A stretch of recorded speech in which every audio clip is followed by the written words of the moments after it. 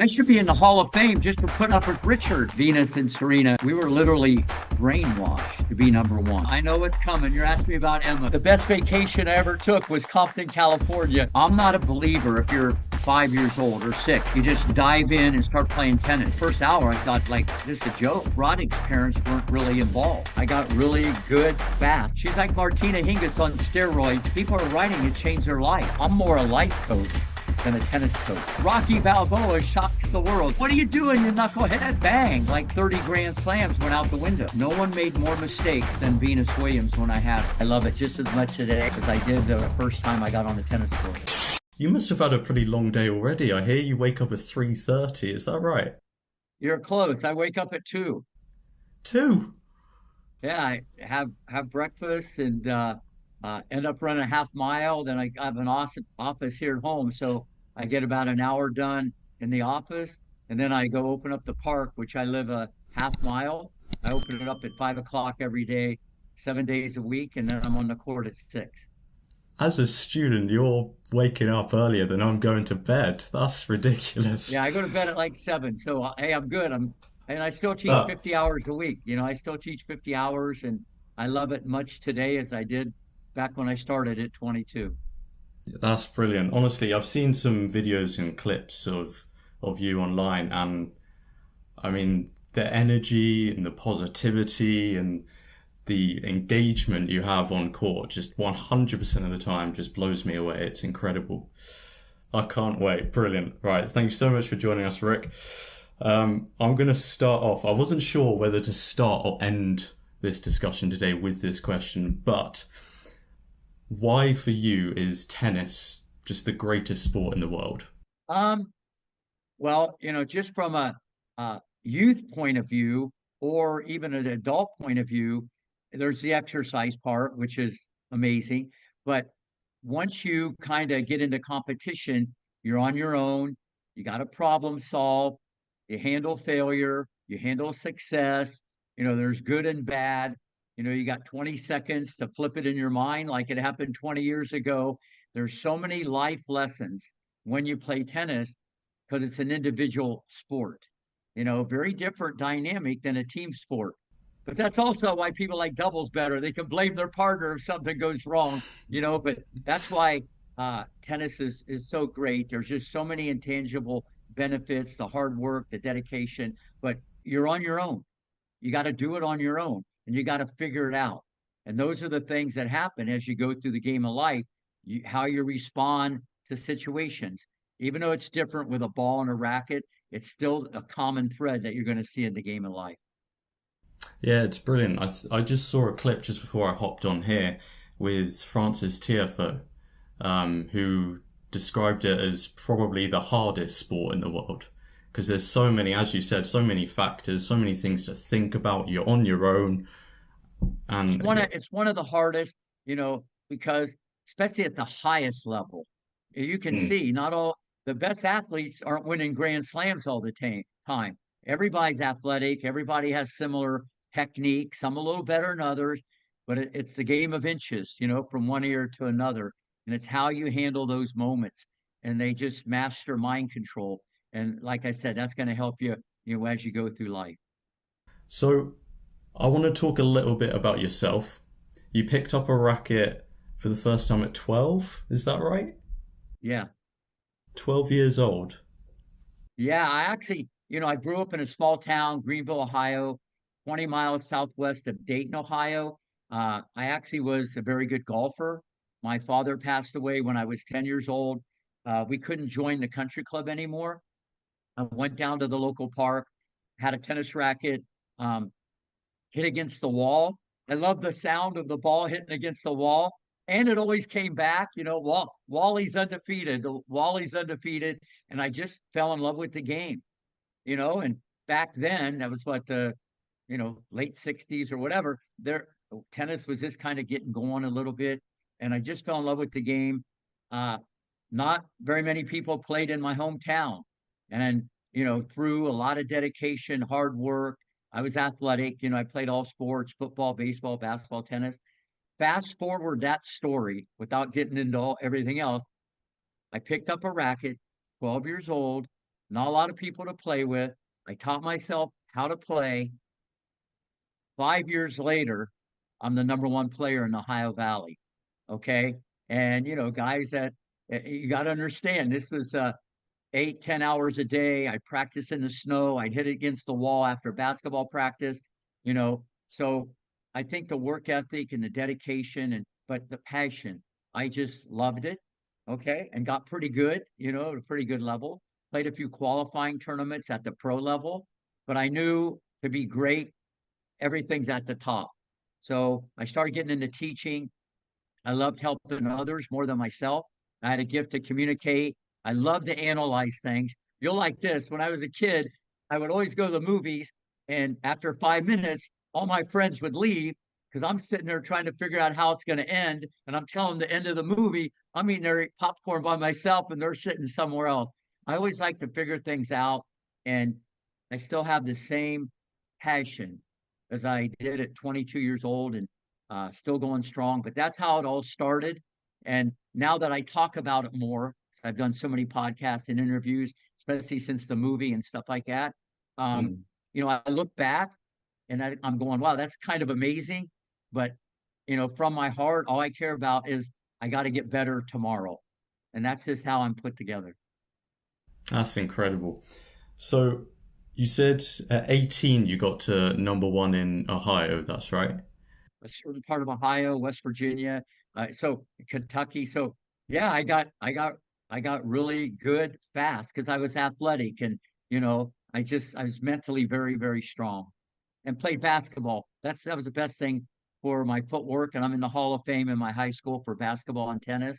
Um, but tennis set me on a course the rest of my life. Yeah, something I want to touch on a bit later actually, all the other different sports you played before and during your tennis journey. But you started coaching at 22, is that right? Yeah, well, I was always helping people even when I was a teenager because I was the best player in my hometown. I didn't know what I was doing. I was just kind of helping people out, but I really got like my first job around that time in Troy, Ohio, about 20 miles from Greenville. And I'll never forget this. The guy who was the head pro, uh, after the first week, he said, "You're going to be one of the greatest teachers of all time." And I'm sitting there, this guy was like 70 some years old. I'm going, I was still wanting to play, but he just saw that something. And, I didn't think anything about it, but I think he saw how I work with any age, any level, any ability. And I just, whatever someone had inside, I was on a mission to get it out of them, and he saw something. You can't read a book, to get better. That can help you. You always got to keep getting better. But I'll never forget he told me that. And then fast forward that story, I'm still going strong. And like I said, I love it just as much today as I did the first time I got on a tennis court. I think we can all look back on our lives as we grow and get older and pick out significant moments that have led us to where we are, right? And I want to ask, is there a moment, perhaps even recently, outside of your uh, famous success stories, that confirmed for you that, yeah, I made the right choice? This right here, me being on court, coaching these kids, this is what I was here to do. You mean a certain player or a certain situation? What, a player, a moment, anything that perhaps comes to mind where you just thought, yeah, this is right? Um, Well, obviously, I've had, obviously Capriati and the Williams sisters and Sharapova and Roddick and Moschina and Pierce and Kennan, and I could go on and on. Casper Ruud's dad. I could go on and on with so many players that I've coached. But obviously, the best vacation I ever took was Compton, California, and not a lot of people can say that. And why I went out there, I have no idea. I've never done something like that in my life. They either come to me or I see them at a junior tournament. But Richard said, "Hey, Rick, I promise I won't get you shot. We're still great friends. I see him all the time." He just, and I don't know, look at that decision. And when I saw what I saw eventually, obviously we changed history. So obviously that decision was uh, a huge thing for me because I just fell in love with the girls. They were like my own daughters. But to back the truck up, the best decision I ever made was coming to Florida, becoming the director of tennis at Greenleaf Golf and Tennis Resort, in 1980. It's the Miracle in the Orange Groves, off a beaten path in Haines City, Florida. I turned it into a mecca. I had Tommy Ho, the most dominant junior player ever, won the nationals at age 15 at the 18s as a 15-year-old in 1988, a record that still stands today. And I had Capriati at 12 years old. She won the 18s that same year in 88. I had the daily double, both of them. Those records still stand. And from their success, then many other kids came. I said, let's start an academy. I don't want people living with me though, just my cat. That's good enough for now. And then the Williamses come, and I'm still doing exactly the same thing, as I did back then, because I know a lot more, obviously, especially about biomechanics. But I think going to Greenleaf, being in a year-round warm weather environment, that was always my goal, to do that. And I don't regret any decision that I made my whole life because I never look in the past. Because if you look in the past, you get past. I always look forward because I want to keep going forward. Well, you sort of touched on my next question, which was how do you reflect on your role in so many successful players' lives and journeys in the sport? And you mentioned quite a few of them there, Roddick and Capriati, and you've been a part of so many great players' journeys. And well, I guess you've already answered it. How do you reflect on that? Haven't really talked about that. I don't really look at it like that, but obviously, because I've done 400 podcasts and do a lot of TV stuff, and people ask me more and more about that. And I just, I don't know. I think I just want to help people so much. Whoever is on the other side of the net, that hour, that minute, that second, that's my favorite student. So if I taught you, that'd be my favorite student. That's the way my mind is. They think it's Venus or Serena or no, it's not like that. And when I look back, I say, wow, but there's been over 300 kids win national titles, people you probably never heard of, and they've won all the junior grand slams, And so there's a lot of things that I've been a part of. And to me, I'd rather build the box than sit in the box. A lot of guys are waiting on third. You kind of got the product finished. I mean, if someone's already won 10 grand slams, you just don't want to mess it up if you start coaching them. You know what I mean? That's an easy thing. But to put it together, one grip, one backswing. But what I do is I extract greatness. I'm more a life coach than a tennis coach. I get people to move mountains, jump over fences, get them to believe. I make confidence before they get confidence. I instill courage.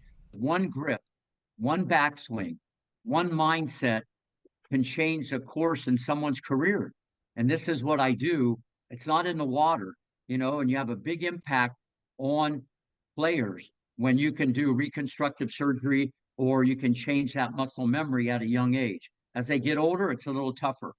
And what I was saying is the best compliment I ever had was from Venus and Serena, at the red carpet at the after party. They said, Rick, we were literally brainwashed to be number one.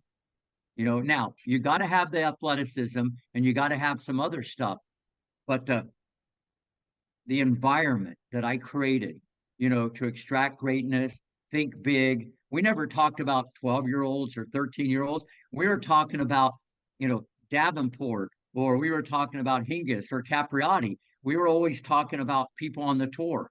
It's a whole different way that I coach and to get people to believe, especially if they have the athleticism. So when they said that was huge. You know what I mean? That's it. That's it. Like we're supposed to be there.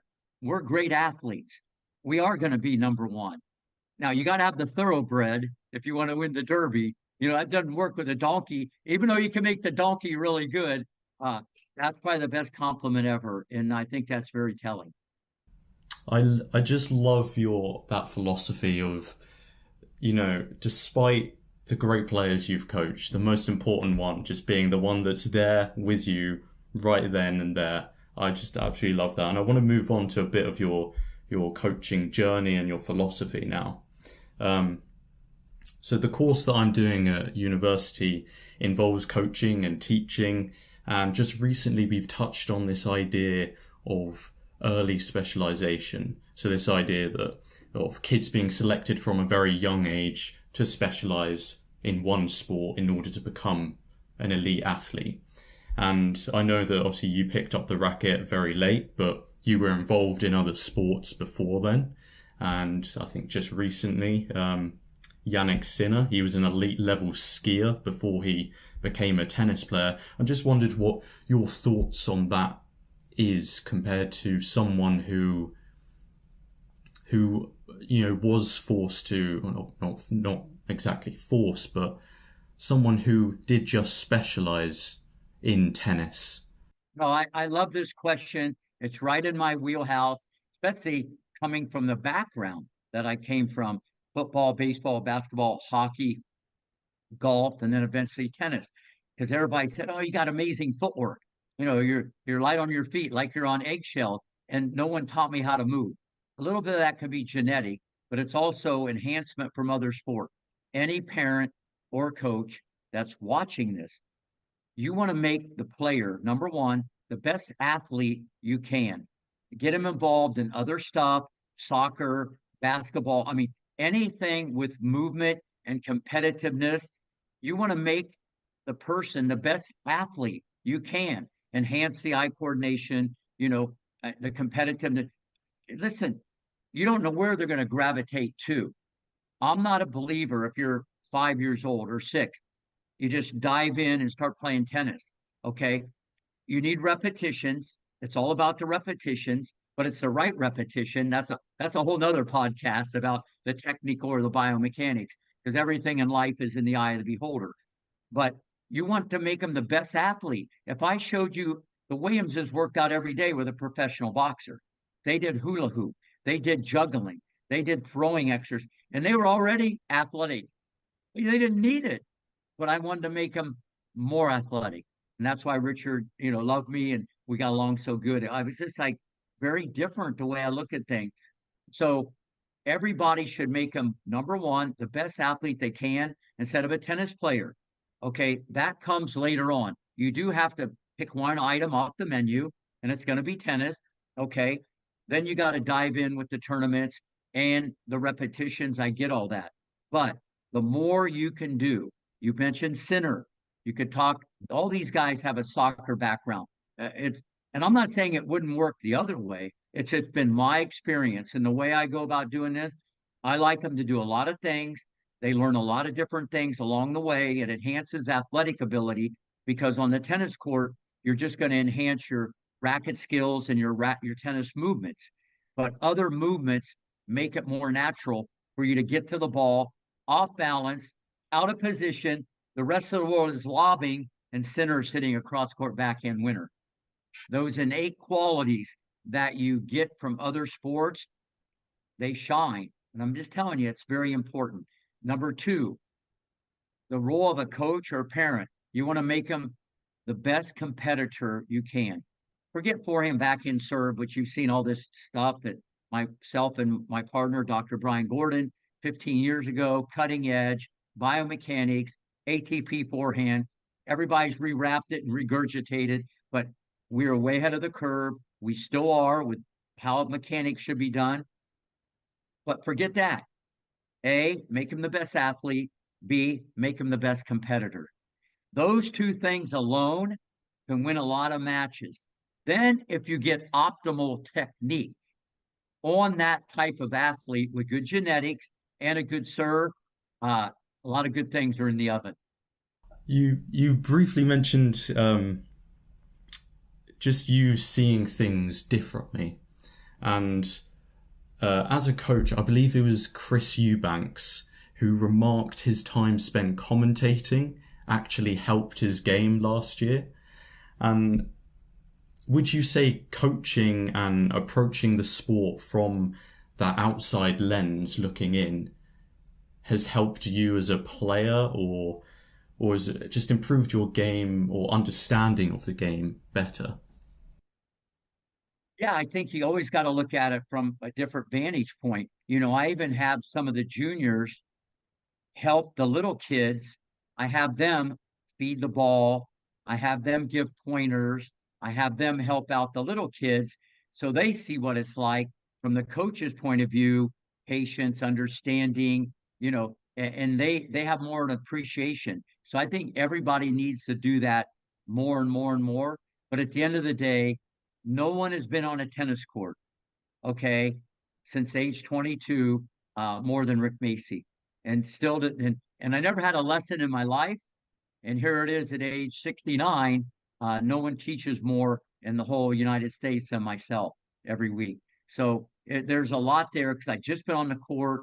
I know how to say it, when to say it, why to say it, not a wrong way or a right way. There's a better way. I learn every single day from the student, from the parent, instead of this is my way. I got, ideas on certain things, but I'm flexible and adaptable. Like Venus didn't want to do the backhand the way I wanted. No problem. I looked at it, I digested it. I said, hey, our contact point doesn't deviate. What people look as a liability, I'm looking at this could be a weapon, especially when she hit the open stance down the line. I could go on and on and on. But there are common threads from a science point of view that have to happen. And I understand all that. But and you got to depend on what the student's goal is. High school tennis, go to college maybe for free. Pro tennis, that's rare air. That's a whole different thing, you know? So you got to know their goals and so on and so forth. I know I kind of deviated from what you said, but there's a lot of meat on the bone to that question. So, fellow YouTuber and tennis coach Ian from Essential Tennis, he's recently opened up on the difficulties of maintaining a business and livelihood online due to the plethora of tennis content online now. And I just wondered, with so much information out there, have you found it to simply enrich your students' experience, or has it confused or led them astray in some way? First off, great question. The fact that the internet, you can put anything up there, you can, rewrap it, regurgitate it. A lot of people will take stuff, obviously, that I do and Dr. Gordon and kind of put their own spin on it. And I think well, first off, I think it's the best compliment ever when people do that. The problem is the general public, can get confused because there's a lot of people that probably are doing it more just for the marketing and there's not a lot of substance to it. So it can be confusing, but I also think it can be informative, especially for the people that maybe cannot afford, you know, a certain training or a certain lesson. So, and there's enough out there they can pick and choose. And I think for anybody watching this or going to YouTube or wherever they get their content, they should look at everything, because not everybody knows everything. Not everybody might say it a certain way. And you don't want to get pigeonholed. You don't want to be holding the racket maybe the same way for 20 years or standing the same way on your serve for 20 years or doing your forehand. I have so many adults around the world that come here and I do reconstructive surgery on their forehand and they're blown away. They learn more in 5 minutes than they did in 5 years when I do it live and in color. So yeah, I think I think it's great, but there's so much out there. I think people should look at everything and the leader in the clubhouse, they should always experiment. Right, just to cap off this, conversation about your coaching and your coaching philosophy and everything, I'm starting my own coaching journey here in the UK. I've just got my level 1 LTA qualification. Do you have any words of wisdom for us that are looking to go down this path? Absolutely. You gotta have passion. You gotta love it. You can't mail it in. You gotta always be on time. Okay. And you gotta continue your education every day. Because once you start doing it and people say, that was great, you're great, whatever, you know, like I told you, I got better this morning. I'll get better Mm-hmm. tomorrow. I learn from all my students every day. And a lot of coaches they get locked into the club or their situation. And if you want to be the best you can be, you got to keep improving. Because if you're not getting better, you're getting worse. But I think passion is the number one thing, and always try to figure out. And I think you got to look at people who have been there, done that, and proven. Nothing beats proven. You can't read a manual, you can't read a book. Listen, some of that stuff is very outdated. Even if they're the official of the official, it could be outdated. The game has changed so much. It's in a state of flux. It's like advanced steroid pinball on steroids. And if you're not teaching optimal technique to people, especially people that want to really continue. I know with adults they don't have as much time to practice. The game has changed. And you can't just say, oh, the pros can do it. You can't. You don't know unless you try. I'm the number one 80-year-old guy in the United States. You believe that? He's 80, and he comes here, and I work on the ATP forehand because he had stuff all flat like Jimmy Connors, and one lesson I got him hitting the ball so different. He goes, I haven't done that in 70 years. So that kind of made my day. No, but that would be the best thing, and get better. But you got to, and the kids that maybe are the toughest challenge or maybe don't have the best attitude, that's your job as a coach to get them a great attitude, get them to hustle. You're not always going to have the perfect students. I like the ones that don't listen because then I get them to listen. Or I like the ones that are maybe lazy and I get them unlazy. Sure, the ones that run like a jackrabbit and compete and yes, sir, and are very polite, everybody loves that. But as a coach, your job as a role model and a father figure, and you got to take that to the court every single day, no matter who's in front of you. But if you're saying, I only like to work with these people, and I only like to work with boys or girls or this level, that's not the best way to do it. If you're a coach, okay, you should want to teach anybody, anytime, anywhere. Brilliant. Now, of course, we must mention your depiction in the movie King Richard. I think that's a given, which I absolutely love that movie. I've watched it again recently in preparation. And Richard, I think is fair to say, was a bit of a polarizing figure. Is there a moment not featured in the movie that you remember where you just thought, what on earth have I gotten myself into? Not really, but listen, there were so many things that could have been in the movie. I got so many stories, you have no idea. All positive, all great. It have made the movie, believe it or not, even better. Okay. The movie was so spot on. It's so real. It showed the financial risks I took. I could have been wrong, but I wasn't. And it's just, I mean, I should be in the Hall of Fame just for putting up with Richard. I mean, I think I should be in the Hall of Fame just for that. But no, he became my best friend. We're on a mission. The girls are like my own daughters. And that's what I liked about the movie. Because back in the day, because I wasn't involved after 95, it kind of went from Compton to a lot of people to center court. And the movie kind of showed, wow, what a risk I took and changed history. So that's what I love about the movie. It was spot on, but there's nothing, no, there's never one day that I said, what did I get myself into? So I knew what I was going to get into. I bought him a $92,000 motorhome. Richard was getting paid $54,000 a year. They had a condo on the golf course, had a golf cart, health insurance, food. I mean, I went all in. Okay. And one of the funniest signs Richard said to me early on, he goes, hey, Rick, I need you to work on my overhead. And I said, well, wait a minute. I didn't think you played tennis. He goes, I don't play tennis. I mean, I want you to pay some of my bills. I go, I love this guy. He's a comedian. Okay. He wanted me to work on his overhead. So no,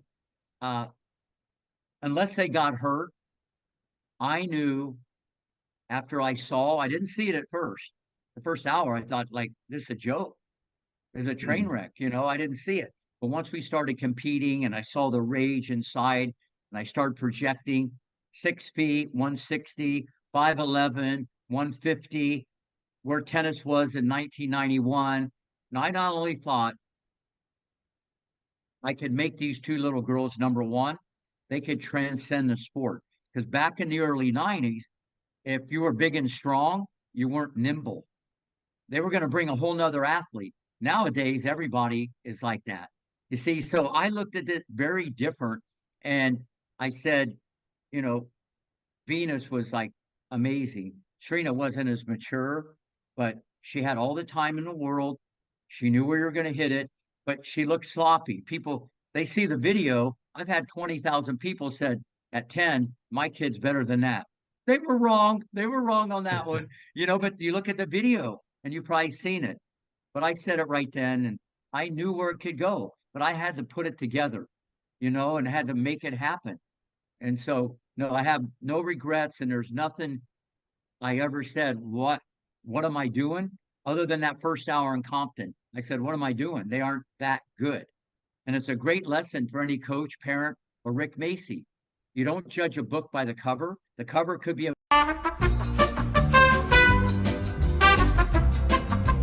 I really enjoy reading these posts of yours, just revealing these small nuggets of information about the early years with Venus and Serena. And you put one out recently about the hardest worker on the court being Richard. And he obviously did a lot for his kids. But today we've seen a number of struggles with his parents being involved, maybe too much in the careers of young guys and girls on the tour. How do you view the role of parents for a professional player on tour? Yeah, well, first off, great question. No one knows this movie better than Rick Macy. Obviously, having Richard Williams, Stefano Capriati, Jim Pierce, Moschina's dad, Sharapova's dad, Kennan's dad. I mean, there's some interesting creatures right in that package, you know what I mean? That I just said. So listen, it happens a little more, what I've seen, daddy's little girl. The fathers are Mm. more protective with the girl. The boy, it's a little different dynamic. Like Roddick's parents weren't really involved. You carry your own water, you do your own thing. So I took this long ago. The parent should be involved. They got to be supportive. Okay. They got to be the backbone. But as unfortunately, tennis is one of the easier sports to teach for a parent. You hit it in the net, aim higher. You hit it out, more topspin. The parents get so involved. They even start telling me what to do. So don't feel bad when they start telling you what to do. I mean, it's kind of crazy. But Richard, that was different. He always treated them like little girls. And he was always about life lessons. And there was always a lot of hugging and kissing. And they brought their books to the court every day. And if it rained, go up in Rick's office and study. And every single night, good, bad, happy, sad, Rick, thank you very much. And they give me a fist pump. Serena, when she was mad, it might be a little harder. I mean, she was like a pit bull. Okay. Venus was a little more gentler. Serena loves it when I call her the pit bull. So it's like he was a master psychologist. You know, he really was. He was rough. He was tough. He was locked in, loaded, ready to launch, but there was balance. Other parents don't get it. They don't get it, and that's why me and Richard click because I knew all this stuff, and so he was the master, and he kept everybody off balance. But the way he treated those girls, um, that was a big reason why this worked. Because I just respect him so much as a dad, because I have three daughters. So at the end of the day, um, the parent needs to understand it's part of a journey. It's a game of life. Okay, things could be a lot worse. They want the instant gratification so they can talk at the cocktail party. Remember, to any parent watching this, it's junior development, not junior final destination. But let's face it, Mm. if you don't win a lot, they're going to go somewhere else. We've all seen that movie. The parents have to understand you got to takes a long time to build the house. No one made more mistakes than Venus Williams when I had her, especially on the swing volley. She was launching missiles from North Korea off the fence. It was like out of control, beads and hair flying everywhere. But no one probably made more swing volleys in pro tennis than Venus Williams. The more you miss, the more you're going to make. The more you fail, the more you're going to succeed. But everybody, even coaches, keep the ball in play, rally back and forth. That's okay. depending on where you're at in your development. But Richard understood positive errors, courage, go for it, think different. Okay. Because we had the athlete that helps, but still, there's a lot of people that don't reach their ability. People don't understand that. There's a lot of great athletes out there. How many Grand Slams did Kyrgios and Monfils have? None. So you got to understand it's more to it than just uh, uh, what you see. You got to build it. You got to build it. And the more you fail as a junior, working on stuff and experiment, that's what all these kids did that you see. Because when they get in pro tennis, you want to own it. You don't want to rent it. I think they show that so well in the movie of Richard really prioritizing that they are kids, they deserve a childhood before anything else, before their success in tennis. He wanted them to have a childhood more than anything. I think that's really great. We just have a few more questions. I'll try and get through them quickly before something else goes wrong. Just moving away from your coaching now, is there someone in the tennis world whose work or contribution has gone or is going unfairly unnoticed, in your opinion? Someone that deserves a bit more praise? Absolutely. I love this question. One of my best friends, okay, the smartest guy on the planet, Dr. Brian Gordon. He's a biomechanist. He did his thesis on stroke mechanics. This guy's a wizard. He's the Wizard of It, not the Wizard of Oz. I mean, this guy is brilliant and he'll break it down microscopically, every fiber in your body, how to optimize, especially the three big ticket items, the forehand, backhand, serve. And I, I have so much respect and admiration because he's a scientist, he's a doctor. And let's face it, a lot of those type people, they don't get as much credit or accolades as maybe someone who has the capabilities to market it or do a different, have a better video guy, or their parents have money and they can give them, if they embellish like all that in perception in the outside world, that guy's really good, but he's limited. But someone like Dr. Brian Gordon, he's the smartest guy ever. I've seen everybody, I've heard everybody, I got a feel for a lot of things. This guy is so good with stroke mechanics. Okay. Mm. It's unbelievable. It's unbelievable and how he can expedite the learning curve. So he would be one that comes to mind. Um, and I'm sure there's many, many others that we've never even heard of that really contribute because they have a great attitude, they care, they're dedicated, they give 100%. They can motivate. That's a big thing in coaching anybody because one word can change a child's life. And so there's so many people out there. I think everybody has something to contribute, you know, but there might be a few of us out there that maybe can say it and present it a little bit different and expedite the learning curve. And it's not the window dressing like all the awards you've won, or you're on YouTube all the time, or you coach a Grand Slam champion. That's different. I think a lot of developmental coaches who put Humpty Dumpty together, the cards you're dealt with at a young age, a lot of times those are the cards that you go to on the pro tour. There might be modifications or adaptations or adjustments made. You know what I mean? But the player's built from the day they start playing till like 17 or 18, because it's very hard to reprogram the reflexes. It's very hard to change muscle memory. Okay. Even though myself and Dr. Gordon can do that better than anybody in the world. Now, you've got a new book out, or it came out a few months ago, Billion Dollar Mind. Why the focus on mental strength, and what started that journey in creating this book? I love this question too. Dr. Niv, believe it or not, I taught her and her twin sister when they were 16 years old. And I got them both into Harvard. Okay. She's an amazing doctor. And she reached out to me about a book on mental strength. And so we teamed up, and it's now becoming a bestseller. Okay. It's almost like in this book, like you're having 100 lessons with Rick Macy. All the positivity, all my quotes, they're in there, but there's a lot of stuff backed up by science and the medical field. It's a game changer. People are writing it changed their life, and it gives you a blueprint or a roadmap that you can follow. Okay. And let's face it, at the end of the day, I think I said it early, I'm more a life coach.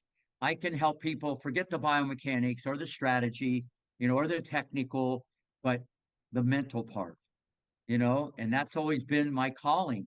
And I think my experience in the early 80s with Dr. Jim Lair, one of the top sports psychologists of all time, that had the biggest impact on my career, being around him early in the 80s at Greenleaf. So this has always been in my wheelhouse. Now it's in a book to share with the world. We've got one more before some fan questions, which we'll get to. We've seen plenty of so-called one slam wonders that have disappeared just as quickly as they've emerged onto the scene. You're going to ask me about Emma. I know what's coming. You're asking me about Emma. Well, not directly, but I'm a big fan of Emma, by the way, and I defend her to the masses. What are the biggest mistakes that those individuals make upon experiencing seemingly overnight success?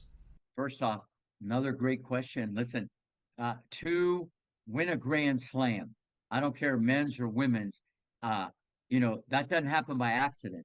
And with Emma to go through qualifying and win it and not drop a set, that shows you how strong she is mentally and how much ability she has. Now, here's the wild card for everybody to understand. Most people would get more confidence from that catastrophic event where Rocky Balboa shocks the world, type of event when you win a Grand Slam. Okay, now here's what happens next. Your life changes on the outside. More friends, more money, more this, more that. Everything changes around you.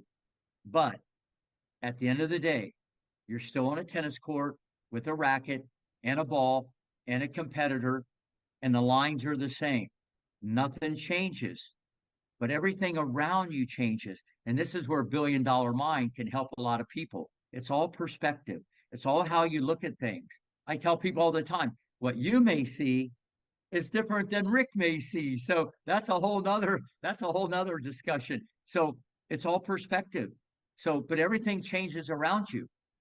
But if you're a great competitor and you have a good team around you to help you with this, you need to have a different perspective. And if you think how easily I broke it down, nothing changes unless you let it, because you're still a competitor first. You know what I'm saying?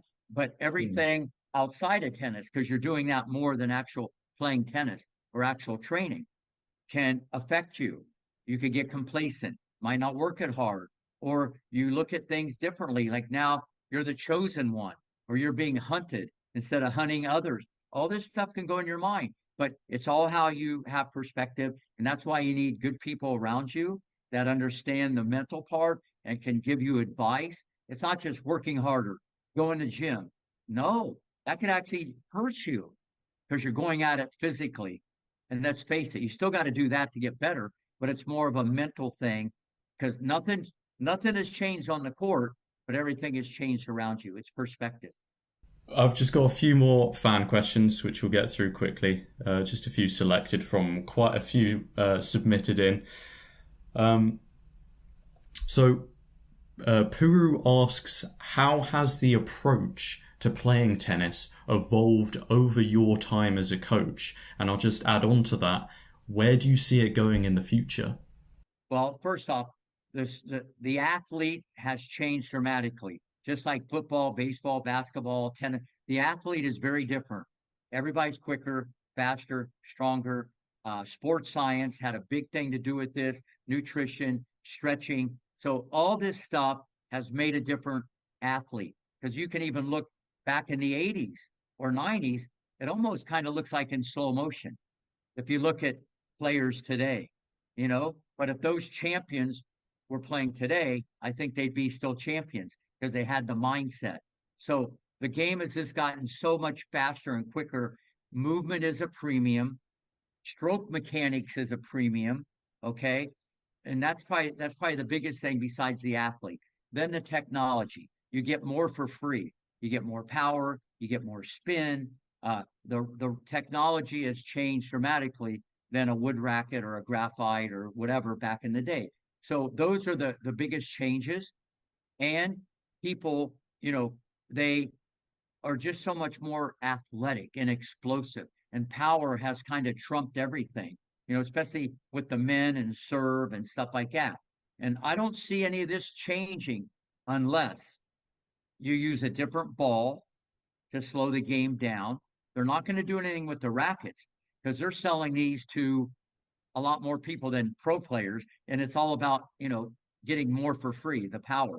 But the ball might be it's come into play to slow it down a little bit. They're not going to change the dimension of the court. I doubt it. That'd be pretty radical. Okay. So I just see it getting quicker and faster. But regarding tennis in general, I think you're going to see more serve and volley. I think people are going to come to the net more simply because a lot of these baseliners, they're standing, if we're playing in Florida, they're standing in the UK to return serve. Some of these guys are closer to the fence than they are, and it's easy to come in and like to volley. So I think you're going to see that come more into play. Uh, the chip forehand and backhand, the chip forehand, because you got to play more defense and you got to live another day. So I think that comes back into the forefront. And then I have to mention Alcaraz with the drop shot from outer space, the generational talent. He's not only changed the game, okay, for the pros, sprinkling more drop shots, he's changed the way you teach the game. Now it seems like it's been endorsed or it's like more on the menu, the drop shot, where before if you did it and missed it, it's like, what are you doing, you knucklehead? Why are you trying that low percentage shot? Now it's like you got to have it part of your toolbox. So I see that's where the game is going, but I do see more net play coming into the equation. But because it's so much about movement, especially on the women's side, I think power, like you're seeing from, Iga and Sabalenka, that's going to carry the day and that's going to continue. But then again, the way I teach people, like I have the number one 12-year-old from Ukraine who's in Europe. She's here with me, and an 8-year-old, another one from Ukraine. I teach them different. I want them to drill it, but I want them to chip it, dip it, flip it. I want a lot of stuff going on, but power trumps the day, and I think that's going to continue for the coming years.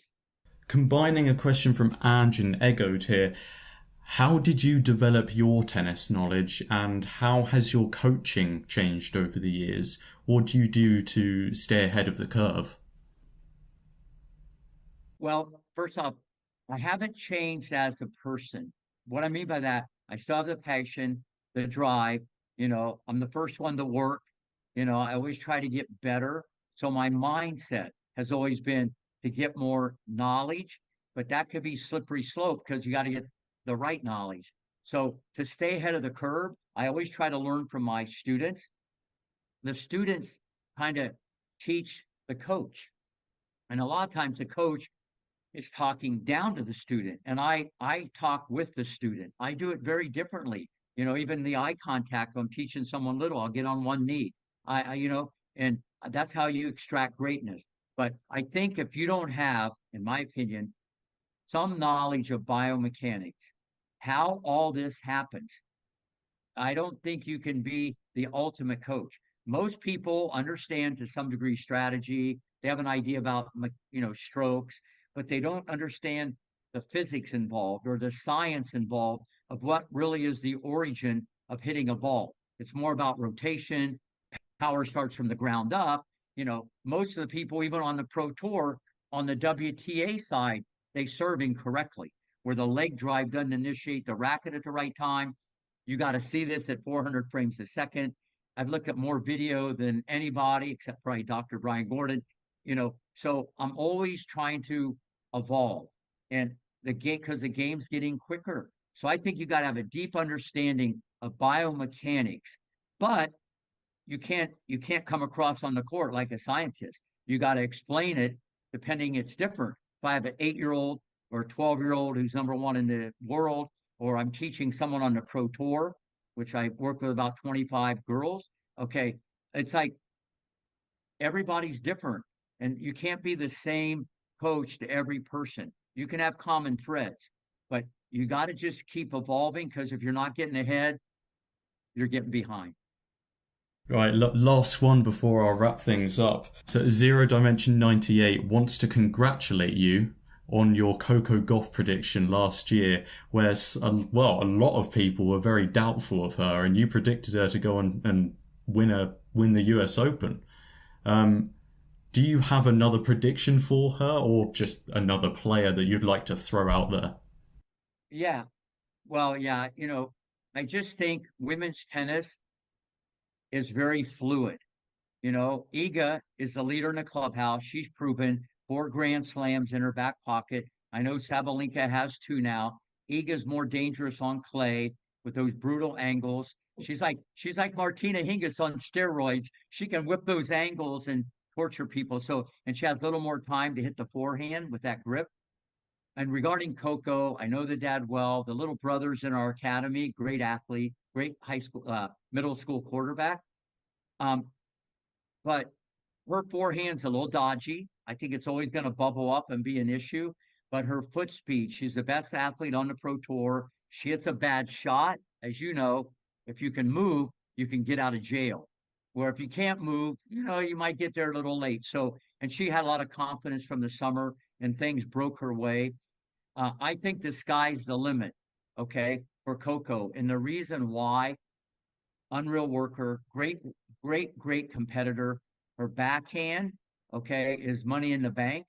I guess it depends what bank you got it in, but I like her backbone better than her backhand. She has one of the best serves on the tour. Her slice serves trending like Serena. I like that, but forehand's a little dodgy. So that's hopefully maybe at the end of the year, I might collaborate with them and I'd love to teach her the ATP forehand. And I think she'd be rock solid. But yeah, she's going to win multiple Grand Slams because it's kind of fluid. Sabalenka can kind of go in and out, and it's just fluid. Remember, Serena went out the door a few years ago. Ash Barty went out the door. Osaka went out the door. Bang, like 30 Grand Slams went out the window. And now you had a vacuum and just Iga. And no one's been there or done that. Now Sabalenka got another one. So it's fluid, and you're seeing that right now. So, yeah, I think she'll win multiple Grand Slams. People have to understand there's 19 reasons why she's going to win a lot of Grand Slams. It's because she's 19 years old. Yeah, people forget that. She's been out there. She's 19. Alcaraz is 20. People can't, it's not where you start, that's where you finish. Always remember that. Yeah, as you say, I think everyone forgets that because she's been around for so long. Like if I think, I remember a match against Venus at Wimbledon. Like There you go. that seems aeons ago, and she's still only 19. That's incredible. Just to finish things off, then, something very quick. I'm sure you've been asked to do something like this before, where you build your perfect player and you like pick one shot from anyone on tour, anyone retired kind of thing. Starting with the serve from all of tennis history, whose serve are you taking to face Novak Djokovic? Well, I'm not going to count Isner because not a lot of people are going to be 6'10", or I'm not going to take Opelka because a lot of people aren't going to be 7 foot. That's an easy one. Andy Roddick. He had the highest percentage and the highest speed. Okay.